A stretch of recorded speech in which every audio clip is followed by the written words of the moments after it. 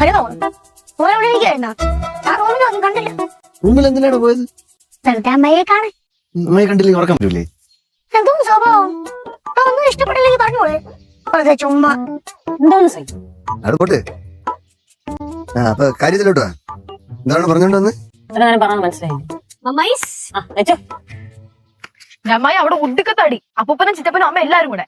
ചിറ്റപ്പനാണെങ്കിൽ നമ്മളെല്ലാരും കൂടെ ചിറ്റപ്പന്റെ ഭാര്യ വീട്ടിൽ കൊണ്ടുപോകണം. അപ്പൂപ്പൻ നമ്മളെല്ലാവരും ആരിനായിട്ട് കൊണ്ടുപോകണം. അമ്മയ്ക്ക് നമ്മളെല്ലാവരും ചോറത്തലെ കൊണ്ടുപോകണം. ആ പേര് പറഞ്ഞ എല്ലാം എന്റെ നോക്കി അടിച്ചാവും.